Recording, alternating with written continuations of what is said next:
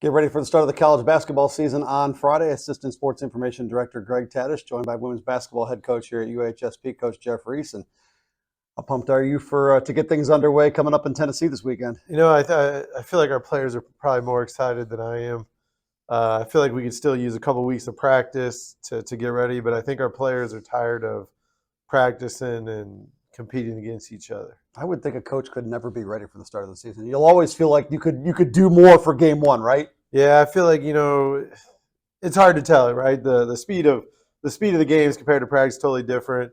I just don't feel like we're ready for game one yet, but we'll find out on Friday, I guess. Let's backtrack to the end of last year. You make the AMC Conference Tournament semifinals. You go out there after a big win kind of in round one.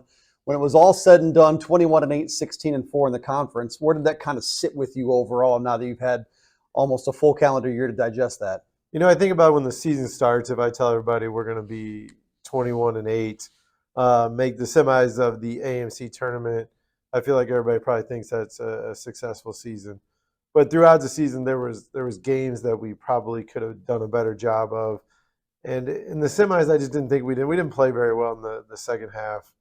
And that's something that we are going to try to build on this year, try to be better in the conference tournament. What means more to you, the 21-8 or the 16-4 conference part? I'm not going to lie. I don't think either one of them. And the reason I say that is because I think there's games in the conference we could have won. We had a couple games that we kind of gave away that we had leads at some point in those games, and we just didn't finish very well. And the 21 wins, it's the same thing. I felt like we could have won more games. You start, and you made the schedule. You're going to start with 3 sort of weekend shootouts, a couple exhibition games before your first home game even shows up against Midway in December. You built that for a reason. Why do you like the way this thing shakes out? Because you're not going to be at home for a long time. I like the aspect of being on the road as your team. Giving them the opportunity to bond, to try to test our players. I feel like our schedule is very competitive. We tried to go out and play ranked teams. We've tried to play teams in our arc. We get 2 tough teams out of the Mid-South, the first weekend, and then we go play 4 teams in our arc. And so I just feel like it's a great start in those first 6 games for our team. How much do you game plan for game one specifically? You've had all the time in the world to gear up for Bethel. Do you treat them more differently because they are game one versus anything else? I'm not going to lie. I've been preparing for months. That does not surprise me. I'm trying to figure out everything they're going to do. And I just told our assistant, what if they don't run the same stuff? What if they do different stuff? And so we're going to try to be as prepared as we can, but we might strike out, meaning that they're going to run different stuff. They have different players. They do return one of the best players in the Mid-South. So, we're game planning for her. We've been preparing. We're going to see how this goes. The NAI just released the top 25 in the country on Wednesday. You've got 3 of those teams on your schedule, starting with game 2 on Saturday, the 20th ranked team in the country, and the Lions of Freed Hardeman. I know that you want wins, but I would think it's more important for you, and I've talked for years with high school coaches about this, you just want to be tested because really the money time of the year is until you get to the conference tournament come March. So everything else in between is just setting up for that. How much do you like the fact that you're at least preseason going to see 3 top 25 teams? We talked to our team yesterday, and we told them we believe the basketball season is 3 parts. We believe we have the non-conference schedule. We believe then you have the conference schedule, and then obviously you get the postseason. And we can't let the way the non-conference, goes impact our entire season. We've went out on purpose, and we're going to challenge our players. They have a goal that they want to reach the national tournament. That's the goal that these seniors have set. And I feel like the only way they can do that is to go out and test them with a competitive non-conference schedule. It could go really bad. It could go really good. We don't know what's going to happen.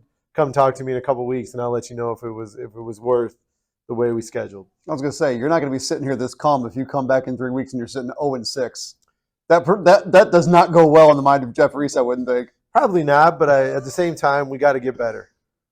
Could we start 6-0? Absolutely. We could go schedule 6 games that you would consider cupcakes. But are you going to be better in January when the conference schedule starts? Probably not. And sometimes you got to lose to learn, and I believe that. And you got to go out and teams are going to guard us different each time. So the better teams we can play, the better off we're going to be in January. Eutectics women's basketball head coach Jeff Reis. Let's get into some of your players. I talked with Emily Coleman on Media Day, and she specifically said that she, even through the course of practice, before a game's even played, felt that this year's group was more competitive than last year's group. Competitive last year led to 21-8 in a tournament semifinal bid in the AMC. Do you agree with that sentiment from her? Yeah, I think so. Last year we lost Samantha early in the season to torn labrum. She's back. Obviously that's an all-conference player that we add into the mix. This year, so that's going to make it more competitive. We brought in some freshmen that we think are going to help. We have a transfer that's obviously played at the college level, so she's competitive. And so I think when you add those pieces, I think it's going to make practice way better, we hope. And we have some seniors that have high expectations for themselves and for the team. And so they're always in practice. And when you have competitive players coming back that want to take bigger steps for the team, they're going to be competitive every single day. And I think that's what we get out of our returners. They're just competitive. You're stealing some of my thunder. I was going to ask you about Samantha Matthews. She's back. I know she's kind of more of an outside shooter. How much does she change what you can do offensively? I think sometimes, last year we might have been missing some extra shooting on the floor. That's going to create more space for other players having another shooter out there on the floor. So I feel like, she's going to get open shots. And so having somebody in that spot that can knock them down is going to make it easier for some of our other players out there. Well, Mackenzie Shearding gone. The good news for you, she's now your student assistant, so you keep her as far as your card mate on bus trips. So you still got her in the mix. That's good. I get the sense, even talking to Peyton Foster on Media Day, she's the transfer you're talking about from up in Washington State. She senses she's the slide in to where Mackenzie was. Is that accurate? Does she play different? What does she kind of bring? Kinsey did some things that are, I don't want to say irreplaceable because that will take away some sleep for me at night.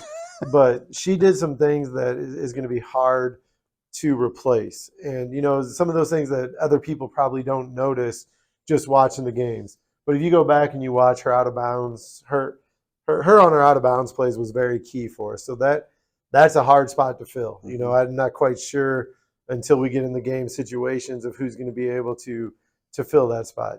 She always battled in the post. Was probably, I don't know, didn't really look at the stats, but probably was one of our leading rebounder. And so those are things that are hard to do. Those are the dirty things that you don't know who's going to want to do until you get into that spot. You've got the position on your staff, but you strike me as a very regimented, no nonsense, my way or the highway kind of guy. What is that student assistant role that Mackenzie's in now? How does she help? How does Allie Nelson last year? What do they sort of bring now in that changed role of going from player to now on the coaching side of things? I think they understand me, and they know what I expect out of our players because they've been in that spot. They know how sometimes coach can be a little crazy or whatever you want to call it, and so they're able to talk to the players about what to do, what not to do, and kind of Kinsey kind of knows what's going to set me off. And so I think she's able to kind of step in and provide them with some insight. And then, I don't know, she kind of knows how to keep me calm in some situations. So I think they just bring an extra dimension that like Kinsey's been around for 4 years. Mm-hmm. So she's able to talk to players. And I think she gives them some insight because she's been in the program for so long and she kind of knows what's expected, what's not expected. So her just being able to communicate with the younger players, I think, is key. I think that she has a lot of respect from the players because she was successful as a player here. Women's basketball head coach Jeff Reis talking as we get ready for the start of the season coming up on Friday. One of the things I was shocked you didn't harp more on last year, and this is just me personally, I didn't think you guys were a very good rebounding team at all. And you rarely, at least to me, kind of talked about that kind of post-game afterwards, say, we didn't rebound very, very well. That's a huge topic after 22 years of high school basketball. How much better do you need to be in that category this year? Because I didn't think you were very good at all last year.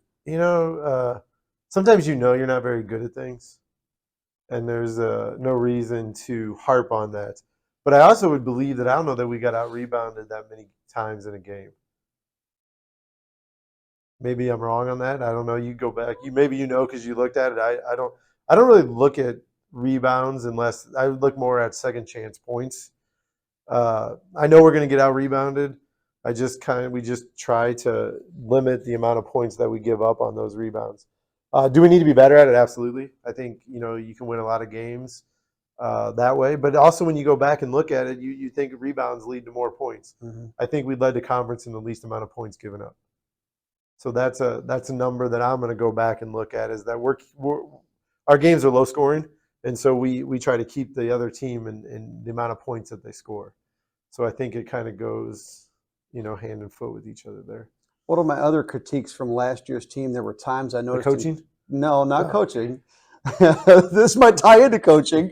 There were times I felt, especially in close games, that you had players who, when it got to crunch time, it was like, where's Grace? I got to get it to Grace. Either I'm not comfortable or I know she has to take the last shot. Whatever the mind frame was, whatever the train of thought was, that's kind of what I just sensed watching games. Other than Grace Byer, how many other players on this team right now, as we sit before you've played a game, would you trust to take a last-second shot to win a game other than Grace? We'll assume Grace is good. How many other ones do you have that you'd say, I want the ball in her hands? Part of the thing with the ball going to Grace at the end is, as a coach, sometimes you're going to have sleepless nights if you feel like your best player doesn't get the last shot to decide the game. And that's just kind of how I've always been. If I'm gonna go down, I want to know that we got the best shot that we could. And so sometimes maybe that is why some of the players are looking for, is because that might be how the play was designed. But at the same time, you asked me who else. I think we have some other capable players that are able to step up and make shots. I mean, I think sometimes it goes unnoticed that Liz does average 17 points a game. I don't know that gets talked about a lot. Mm-hmm. So I think she's a very capable scorer. She shoots it at a high percentage from the three-point line. So I think, if she gets an open shot at the end of the game, I think we got to be pretty confident that she's going to make it, just based on sure numbers that you look at. I think that Sam shot the ball extremely well 2 years ago, so you got to feel confident that she's going to make it. Peyton averaged double figures at her junior college. You got to feel like if Grace gets doubled, she's got to be able to make a shot around the basket. So I think it just depends on the shot that player gets. Is it something that's within their capability? And we talk a lot about, like, play within yourself, play to your strengths, and I think it just kind of depends on what that shot is and what the situation presents itself. Is there anything that Grace doesn't do well? Yes, I think there's always room for improvement. If you talk to her, she'll tell you that I'm on her hard every single day, and that's just because I think she can continue to get better. In what area? What area? I feel like because it's not free throw shooting. I'll tell you that. That's funny, because I was just thinking she only shoots 90% from the free throw. I mean, there's at least 10% right there that you could get better. I mean, I feel like she could try to get some more threes off. I'm not saying maybe that's not something you can get better at, but I think that she's a good shooter, but I don't know that she takes enough threes. And so I would say just trust in her jump shot a little bit more. I know that seems crazy because she gets 30 points a game or whatever the number is, but I just feel like sometimes confidence is one thing I think she can get better at. It's difficult when you're a coach and you throw sort of the answer out of what the goal is for the season. If you say the goal is the NAIA tournament, is it sort of that or bust? I mean, does it have to be that this year? I think when you set goals, like, sometimes you set your goals really high, and if you don't get to that, does that mean you failed? Right. I think this is going to depend on what we do this year. Maybe we go and we beat some ranked teams, and and then we just don't reach our goal. I don't know necessarily that is a unsuccessful season. I think that our goal is extremely high. We're trying to accomplish something that we've never done in this basketball program. So I think that, like, I know when I first got here, I don't know that we ever had a winning season. And so we've had two in the last 2 years. I feel like this group has accomplished a lot. This last group of seniors that I have. I know like when Kinsey left, she was the all-time winningest player, and obviously that's going to probably get beat this year as this senior class goes out. So I don't think it's going to be a bust for them just because they've accomplished so much in the last 4 or 5 years that I don't think people thought was possible. I said you're very regimented. That is only strictly for games. I think your regular day life in the office, and I have no idea what you're like at home, it is all over the map, and it's chaos at times. I've seen the players come and interact with you. How much do you love what you do? Because coaches are wired differently, man, and the prep for the season, the sleepless nights, there's some, I don't want to call it enjoyment, but how much do you like being in this world of what you do and coaching basketball and having the season be upon you and thinking of all the things you're thinking about and trying to scout for this and getting ready for road trips? And this is what you do. How much do you enjoy that? I think there's a lot of worse things in life you could be doing. My wife always asks me at home, like, what do I do during the day? And I tell her I don't really do anything. I know my normal day, I try to have fun, whether it be people in the office, players, whatever it is. I think that's part of the experience is just to enjoy what you do every day. And, I do. I enjoy coming to work. I think it's fun. Uh, but at the same time, like I prepare for every game. My players probably think I'm crazy. I watch a lot of film. They watch some, but I just think I don't ever want to show up for a game and be unprepared. That would be a waste of my time. I think. I mean, wasn't doing my job good in my eyes. I want to make sure that, and our players will probably talk to about it. We know what the other team's going to do, and we're prepared for every situation. Does that mean we're going to be successful? No, because we're going to have mistakes. Maybe we didn't prepare for something that didn't happen, or didn't prepare for this enough, or whatever it might be, and that's just what it's. I don't know. It just seems normal. Ready to go on Friday? No, but we'll be there. I mean, we're gonna show up, and I can tell you we're gonna play hard, and we're gonna take our best shot. How's it gonna go? I'll tell you in a couple of days. Can't wait for it. Good luck. Thank you. Women's UHSP Eutectics head coach Jeff Reis. The season opens up against Bethel coming up on Friday. Assistant Sports Information Director Greg Kaddish.